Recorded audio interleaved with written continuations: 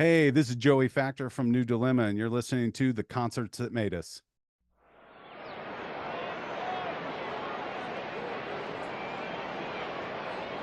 Is everybody in? Is everybody in?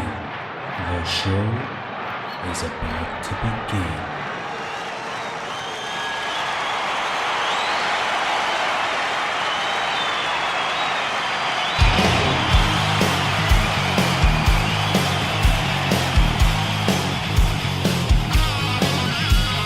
Welcome to the podcast, Concerts That Made Us.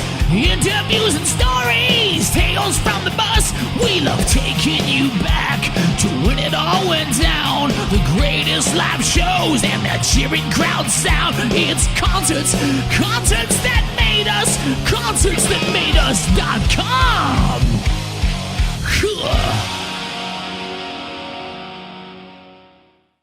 Joey, you're very welcome to Concerts That Made Us.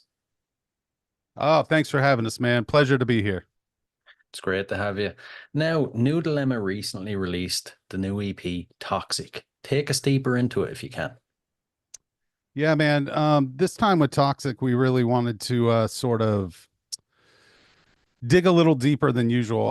I call my style of writing hard on the sleeve lyrics. Everything's very personal, like a lot of artists is, of course. But I just don't hold anything back. I get really personal on our story and where that came from. And this one is about sort of battling the circumstance, one of the songs. And then Running High, which is our current single, is really about sometimes you have to protect your own mental health and you have to hide from these demons to get better to fight them in full. And that's sort of where that comes from an artistic standpoint on that. And then we got the other song, Spiral, and that's sort of like middle finger to the sky, man. Like all the people that say you can't do stuff, just you gotta do you and put the hate aside. Like if you listen to everybody else, you'll never do anything, you know. So this one is just touching on a lot of aspects of what we're going through as a band and what I'm going through personally, as long as the rest of the guys. Right.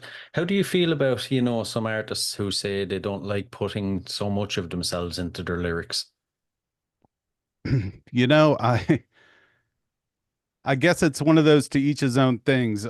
For me, I don't know how else to write. For me to connect with somebody or to connect to other artists, it needs to have that personal aspect. It needs to give us something to grab onto, because as fans, which I've been a fan of music a lot longer than I've been in the spotlight or a frontman for music. So, you have to have that thing that relates to people's lives. That's what we do here. And as an artist, we want to take you out of your real life, even if it's sometimes in moments that take us to a darker place. New Dilemma always has a slight twist at the end of the songs with like the light at the end of the tunnel, man. And I think that's important. But yeah, I think it's important to write from the heart. I mean, you can write about benign things. People do it. It works well. It's just not for me. Yeah, I get you. And when you came up for the concept of the EP, how close is the finished version to the original? um we did a 30% change from start to finish. I mean, it sort of just molds with my guys. We got Zach Robin on lead guitar. He's also does producing, so he gives us such a great standard out of the gate, right? For like having ideas and we have this musical concept going on, and then our drummer Sean Kimmerling gets a hold of it and he just, redoes it with his style and flair, which is amazing to me. And then Roach on the bass, he's an insane live player and great in the studio, and he just everybody brings their own piece to it. So we like start with the ideas in a very solid, what I'll call the most solid, like rough demo I feel like you could have. And then we just improve, and then we'll work it until we hit the studio with the producer. And then it always takes a little twist with the producer, no matter what you do. So I get you. And when you were recording and production, is there any challenges you faced or any memorable moments that stick out in your mind? Yeah, for me as a younger band, we don't have a giant budget to go sit in a studio for a month. So when we have a handful of days to get the job done, and I'll speak for me vocally, um, the time management doesn't give a crap if your voice hurts or if you're tired from the 2 days before or any of that stuff. So just trying to like keep in that zone and keeping the product good and keeping everything is top quality. And I mean, that's really the tough part, but I literally start preparation weeks before I go. I do all my vocal production with Jordan Beal up in Chicago. And, most of the time it's winter time. So it's like 20 degrees outside to start the day. But yeah, man, I kind of have a method and things I do for about a month before, and then we just go and slay it. But that is the hardest part for me is to keep that consistency over many days as you're pushing every limit of your vocal range. Yeah. Yeah. And the track listing, is there, if you had to pick one song that means the most to you on the EP, which would it be? Um, Man, this has been a really tough one on this record, opposed to most, but for me, um, Violence is Your Love is probably the deepest emotionally for me as far as the story it references. I mean, it really has a lot to do with why New Dilemma exists at all in the first place. And it's so much of my life in that song, and everything, every moment's real. So there's a lot of heartache and a lot of healing for me writing this. Yeah. Yeah. It's been out just about a month now. How has the reaction been from fans? Oh man. So far it's going great, man. We're so impressed. It's climbing charts really well. The music video done by Kill Devil Films, I think, has hit like 128,000 views or something as of today. Our Spotify numbers are spiking. We've gotten a few thousand subscribers on YouTube over the last few weeks. So for us, man, it's looking great. We're really excited about how well this music's doing so far. Yeah, yeah. For you guys, does it feel like you're just kind of, like a rocket just taking off, or does it feel like it took a long time to get to this point? Man, I feel like it took a long time to get back where we are. Funny enough, we were at the store earlier today. I was talking to my wife about this. Like, things are 90s rock was insane the way rock blew up as a genre and took over radio and fashion and all the things. And we noticed some of those clothes are coming back in style, and kids are like wearing Jinkos again, like the 90s thing. But rock is really propelling all of a sudden.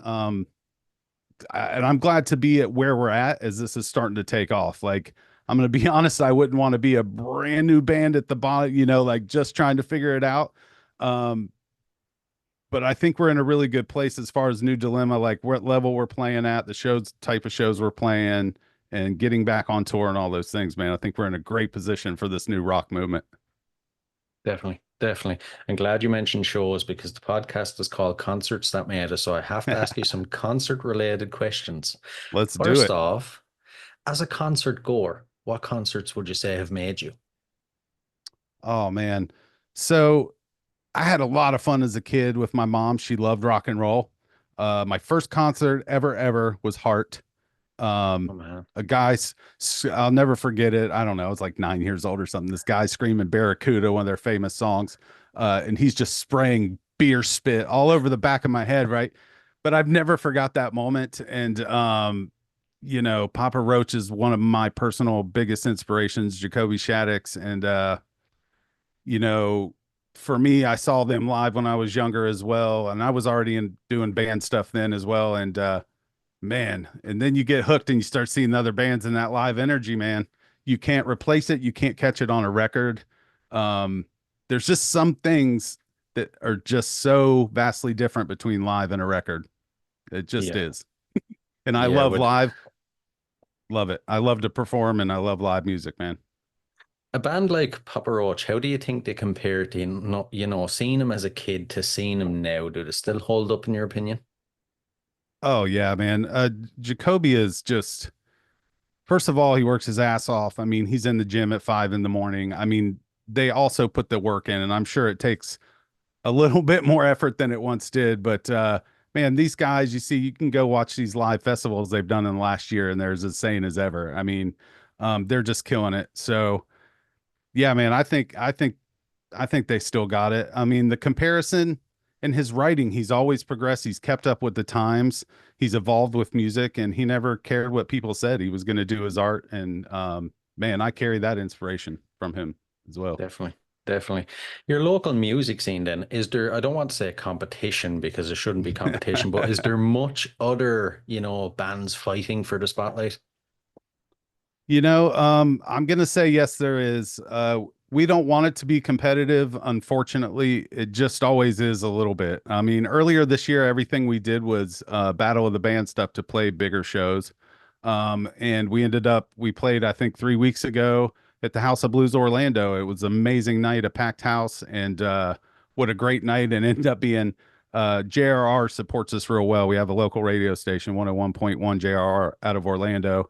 And Super Dave called up House of Blues and said, look, I got these 4 bands in this battle of the bands, and they all need to do something better. And boom, we're at the House of Blues. So, yeah, I'm sure there's other bands that wish they were there. And there's always the other bands, they suck. It should have been us. But I always say there's enough room in the spotlight for everybody, and every path is different, from your management to how you distribute your music to how you write. Like, I don't think there's any one lane. Like, how do you do this? Like, I don't have a book with a direct path to even how we got here, man. We've been working our ass off for 8 years, and that's the bottom line of how we did it. Yeah, yeah. Now, the moment we're all waiting for any listeners that haven't been lucky enough to catch one of your shows, what are they like? Give us the full experience if you can.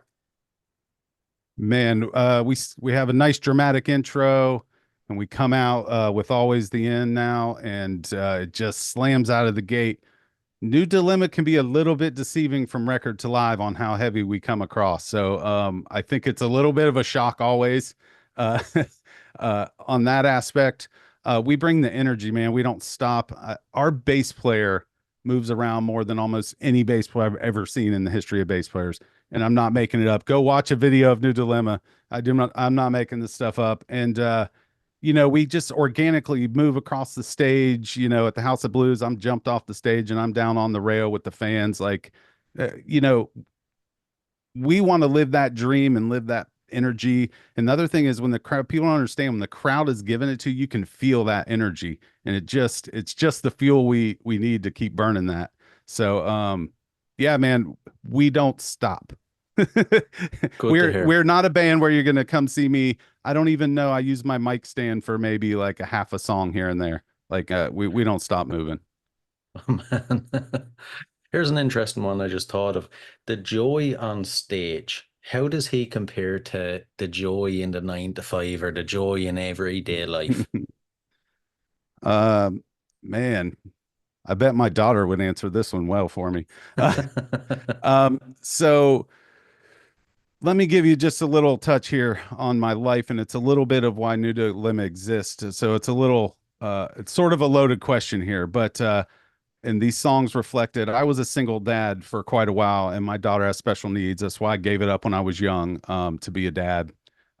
So she told me one day, Dad, go show the world what you got again. And I walked out of her room and I was like, how am I always in this new dilemma? And I said that out loud, and that became the name of the band. But I take care of her constantly. We have the real everyday stuff. My life is so different than most. My daughter's in a power wheelchair. You got to move her from chair to wherever she's going. It's constant care, taking care of her, feeding her. Now she's smart as can be. She's smarter than Dad. She does all the editing for New Dilemma. She's made all the lyric videos that you see up on YouTube. So she's also a big part of New Dilemma. So that is the real life of Joey behind the scenes. And that's why I thrive, because people are like, man, I can't do it. And I'm like, I know it's the typical thing to say, if I can do it, you can do it. Well, I really feel that's true in my circumstance, because everything is limited in how our life can happen. Just literally every day, from getting up to going to bed. It is not like most people's lives. So that is a little glimpse into my real life, but she's got some modern medicine that's working great. She has spinal muscular atrophy type 2. They've got some modern medicine that has changed her life around, and she's doing really well. And we are doing our best to keep a smile on our face, keep moving forward, and just showing the world what we can do over here. She's really the main inspiration by why this band exists. Oh man, that I'm floored. That's amazing. That even that you can get to a rehearsal is an inspiration. Anyone from now on, anyone that says I can't or I don't have the time, geez, man, they need to listen to this interview. Yeah, yeah, there's no such thing. Now, I'm lucky enough to have an amazing family with amazing support. I do now have a wife that supports me 100%. My mom and my stepdad are behind this 100%. So we have a lot of people that make this happen.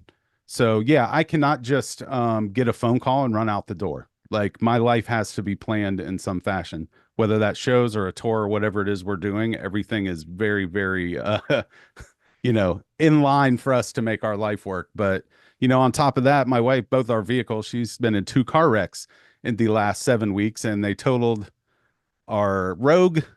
She's sitting at a stoplight. Bam. Man. So we got that worst phone call you ever get. And then 5 weeks later, she's driving my daughter's wheelchair van to work in Orlando, Florida, and got hit and run by a semi. So also my daughter's wheelchair van got totaled. But my point of this story is even that our vehicles were, getting new ones. It's just stuff. We don't care about stuff, literally. My wife's okay, and that's all that mattered.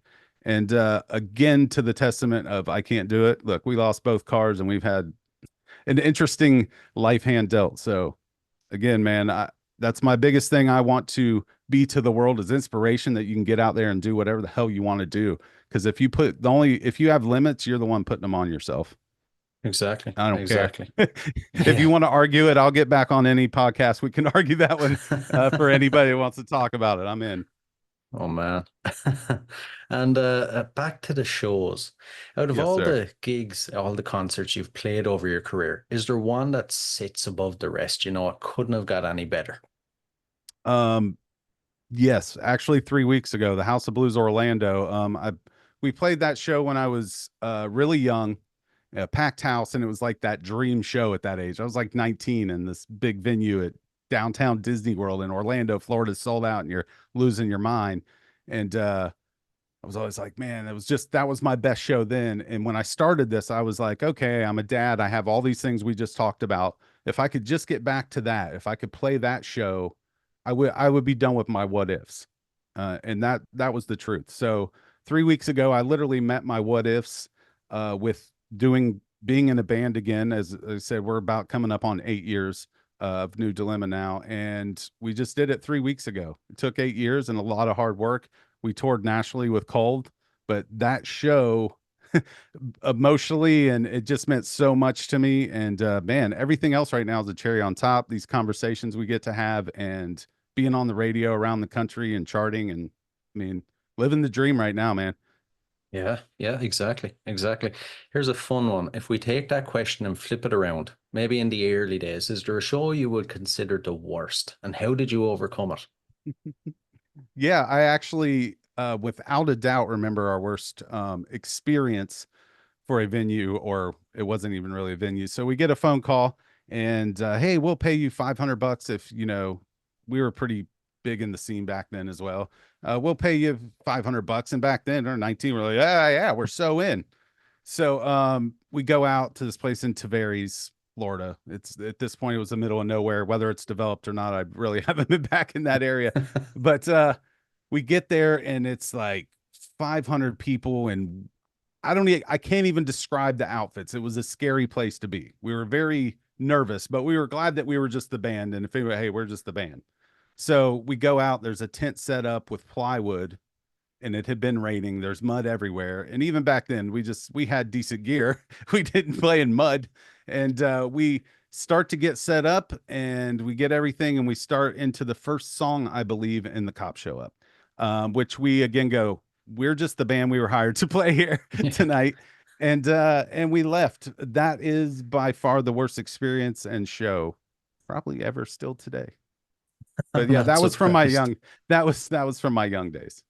Oh man. Well, thank God you're past those days now, and that wouldn't happen again. No, I'm not, our manager, I don't think he would put us in that position. That's the other thing. We're managed by Paul Crosby it was in Saliva for 20 something years. So drummer for Saliva. So that's a whole nother mind blowing experience for us just to be working with somebody like that. Yeah, yeah, to be in such good hands, like you couldn't get any better, in my opinion. None. Pavement Entertainment with the distribution, man. They've been doing a great job. Yeah, We're happy. All we need now is the big tour, and we'll be good to go. I'm sure it's down the line very, very soon. We hope so, man. When it comes to showtime, then how do you psych yourself up, and then afterwards, how do you guys wind down? Man, there's just for me sort of a natural energy sort of builds up, right? Like I'm weirdly calm the day of a show. Like when I wake up, I'm not as the whole day, but I'm weirdly calm when I wake up. And as we start processing, and then we get there, and then that's, it starts kicking, and then the energy start going. But I literally about 30 minutes before our set, I just start pacing, and I start thinking about all the things that we've had the conversation about here this afternoon or evening. And I think of where I've been and where I'm at that night. And as I've gotten a little bit older, I try and soak in every moment of every night of every show, because when I was young, if somebody would have told me at that time, this is the last night you're going to be on stage, how would I have done it that night? How would I have performed differently?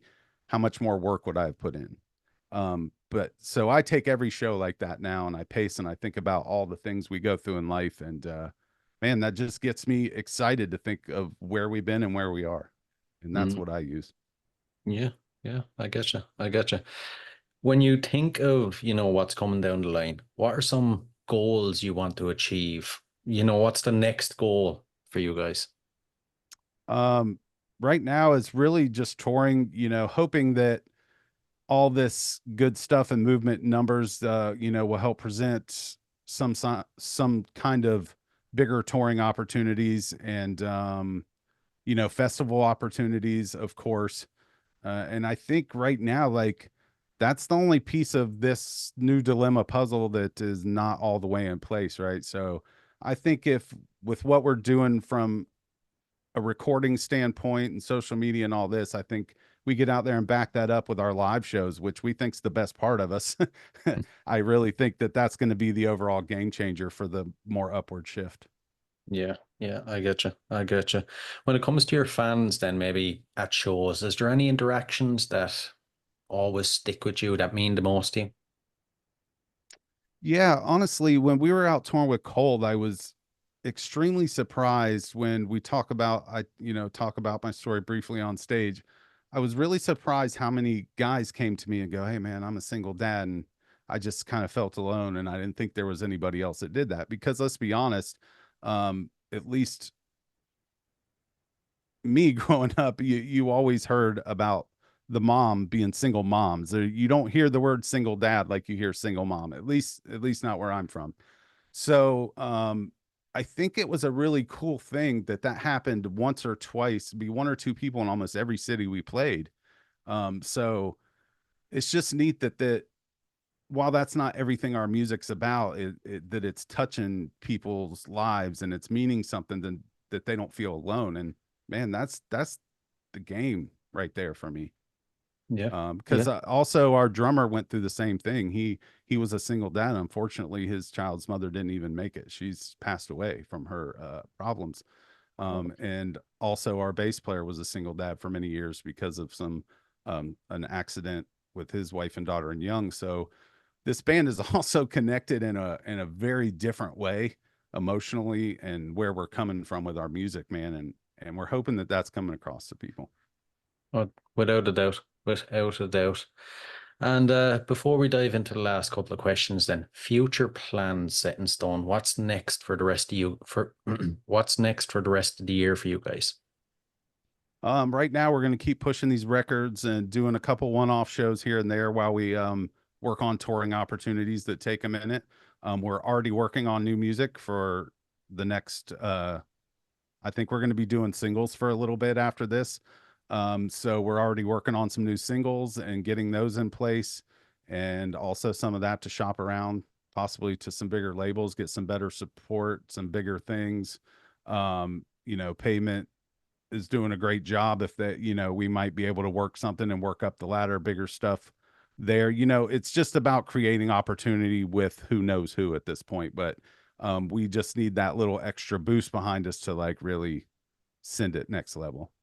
Yeah, I getcha. Right, we'll dive into the last couple of questions. There are a couple of fun, random ones. I'm looking forward to your answers. First of all, besides music, what are you currently obsessed with? Well, I watch a lot of racing, different various types of motorsports.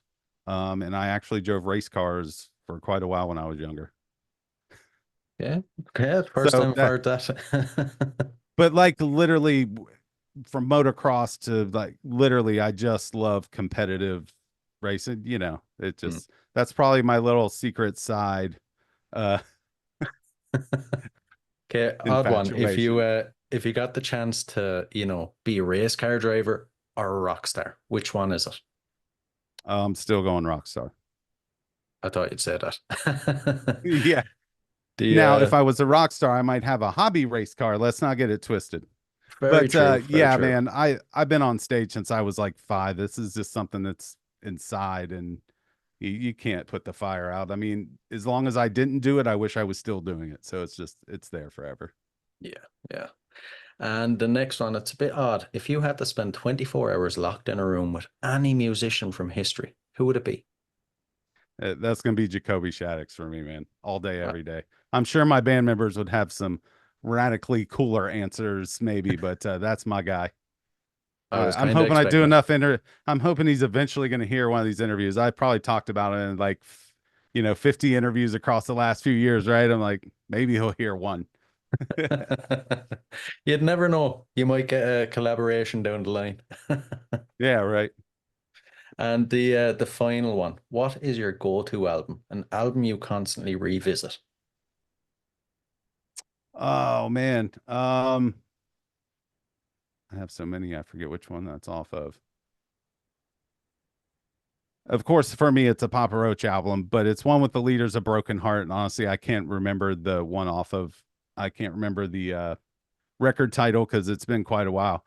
And I love all of them, but there's just some songs on there in the time of my life that Leader of the Broken Heart, and man, it just got me. I like it. Great one. Listen, Joey, this has been an absolute blast now. Thanks a million. I appreciate you so much, man. It was a good time. Thanks for having us. I appreciate it.